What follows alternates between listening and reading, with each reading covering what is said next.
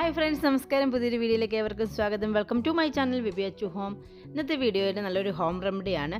ചുമയൊക്കെ ഉണ്ടെങ്കിൽ കുട്ടികൾക്ക് തൊണ്ട കുത്തി ഉണ്ടാവുന്ന ചുമ, പനിയൊക്കെ വന്നു കഴിഞ്ഞാൽ ആ ചുമ കുറച്ച് ദിവസം നീണ്ടു നിൽക്കുമ്പോൾ പെട്ടെന്ന് മാറാത്ത, കഫമൊക്കെ നല്ലപോലെ അലിയിച്ചു പോകുന്ന, നല്ല തൊണ്ടയ്ക്ക് വേദനയൊക്കെ ഉള്ളപ്പോൾ സോർ തോട്ടിനൊക്കെ ഉപയോഗിക്കാൻ പറ്റുന്ന നല്ലൊരു ഹോം റെമഡി തയ്യാറാക്കുന്നത് എങ്ങനെയാണെന്ന് നോക്കാം. വീഡിയോയിലോട്ട് കിടക്കാം.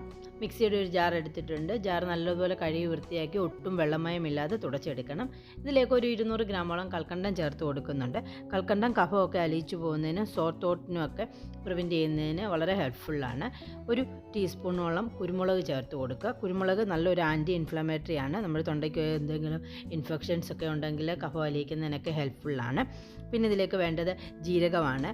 ജീരകം ഒരു 3/4 ടീസ്പൂണോളം ചേർത്ത് കൊടുക്കുന്നുണ്ട്. ഈ ജീരകം നല്ല rich amount of iron and vitamin C ആണ്. ഇൻഫെക്ഷൻസിനെ പ്രിവെൻറ്റ് ചെയ്യുന്നതിനും ഒക്കെ വളരെ ഹെൽപ്ഫുള്ളാണ്.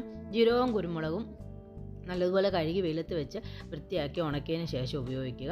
കുരുമുളക് 1 ടേബിൾ സ്പൂൺ വരെയും ജീരകം 1.5 ടീസ്പൂൺ വരെയും ഉപയോഗിക്കാവുന്നതാണ്. എരിവിനനുസരിച്ച് കുരുമുളക് ഉപയോഗിക്കുക. നല്ലതുപോലെ ഫൈൻ പൗഡറായിട്ട് പൊടിച്ചെടുക്കുക. ഇതിലേക്ക് ഒരു 1.5 ടീസ്പൂണോളം ചുക്കുപൊടി ഇട്ട് കൊടുക്കുന്നുണ്ട്. ചുക്കാണെന്നുണ്ടെങ്കിൽ നമ്മൾ ജീരകവും കുരുമുളകൊക്കെ പൊടിച്ച സമയത്ത് ചേർത്ത് കൊടുക്കുക. ചെറിയൊരു 2 ഇഞ്ച് വലുപ്പമുള്ള ചുക്ക് ഉപയോഗിക്കുക. ഇപ്പോൾ നല്ലതുപോലെ മിക്സ് ചെയ്തെടുക്കുക. ചുക്കാണെങ്കിൽ നമുക്ക് കഫം ഡ്രൈ ആയിട്ടുള്ള കഫം അലിഞ്ഞു പോകുന്നതിനും ഒരു ഇമ്മ്യൂണിറ്റി ബൂസ്റ്ററായിട്ട് നല്ലൊരു ആൻറ്റി ഇൻഫ്ലമേറ്ററി ആയിട്ട് ഉപയോഗിക്കാവുന്നതാണ്. ഇവയെല്ലാം മിക്സ് ചെയ്തതിന് ശേഷം എയർ ടൈറ്റ് ആയിട്ടുള്ള ഒരു പാത്രത്തിൽ അടച്ചു വെക്കുക. നമുക്ക് ഇടയ്ക്ക് ഒരു ചുമ തോന്നുമ്പോൾ ദിവസം ഒരു 4-5 പ്രാവശ്യം ഒരു 1/4 ടീസ്പൂൺ വീതം നമുക്കിത് വായിലിട്ട് അലിയിച്ചിറക്കാവുന്നതാണ്. എല്ലാവരും ട്രൈ ചെയ്ത് നോക്കണം. വീഡിയോ ഇഷ്ടപ്പെട്ടെങ്കിൽ അഭിപ്രായങ്ങളും നിർദ്ദേശങ്ങളും കമൻറ്റ് ചെയ്യുക. താങ്ക്